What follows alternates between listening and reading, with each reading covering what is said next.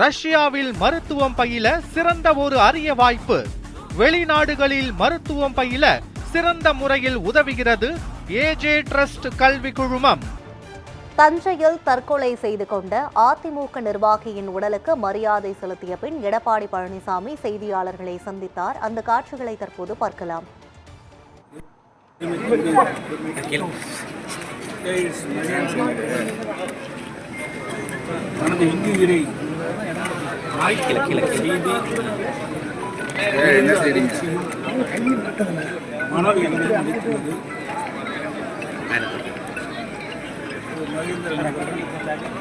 பலாண்டு காலமாக இந்த பகுதியிலே சிறப்பான முறையில் கழக பணியாற்றி கழக நிர்வாகிகளிடத்திலும் தொண்டர்களிடத்திலும்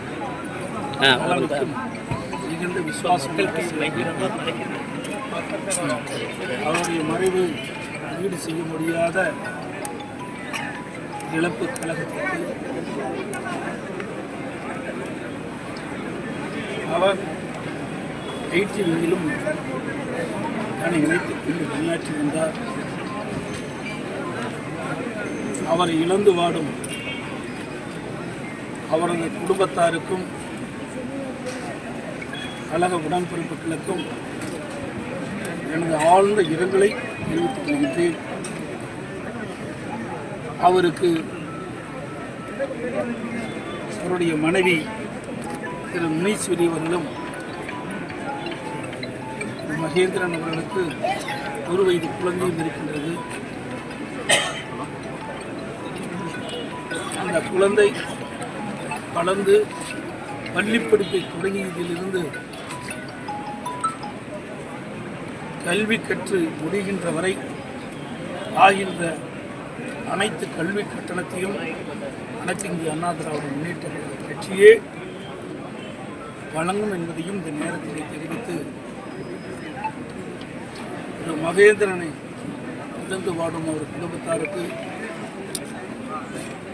குடும்ப நலம் நிதியாக அனைத்து இந்திய அண்ணா திராவிட முன்னேற்ற கழகத்தின் 30 லட்சம் ரூபாய் அவர்களுக்கு வழங்கப்படும். அதோடு தஞ்சை கிழக்கு மாவட்ட கழகத்தின் சார்பாக 25 லட்சம் ரூபாய் வழங்கப்படும் என்பதை தெரிவித்துக் கொள்கின்றேன். கழக நிர்வாகிகளும் தொண்டர்களும் நிம்மதிக்க முடியாத நீ இப்படிப்பட்ட நிகழ்விலே யாரும் ஈடுபட வேண்டாம் என்று தாழ்மையுடன் கழக உடன்பிறப்புகளை பாதமடைந்து வணங்கி கேட்டுக்கொள்கிறேன். ஒரு மோசம், ஒரு மிகுந்த மன வேதனையில் இருக்கிறோம், மிகுந்த அதிர்ச்சியில் இருக்கிறோம்.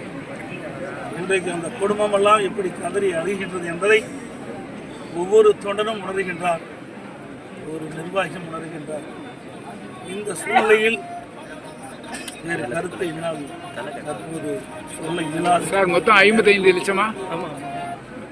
மனவேதனையோடு கடுமையான தாயத்தோடு தான் கட்சி தொண்டர்கள் ஒவ்வொரு குடும்பத்திற்கும் அவருடைய மகன் தான் செல்வமாக இருந்து கொண்டிருக்கின்றார். அப்படி இருக்கின்ற சுவாசமிக்க தொண்டன் அன்னையே இயக்கத்துக்கு அர்ப்பணித்துக் கொண்ட தொண்டன் இழந்து நீ யாரும் செய்தியில் ஈடுபட வேண்டாம் என்று நிர்வாகிகள் தொண்டர்கள் வேண்டும்.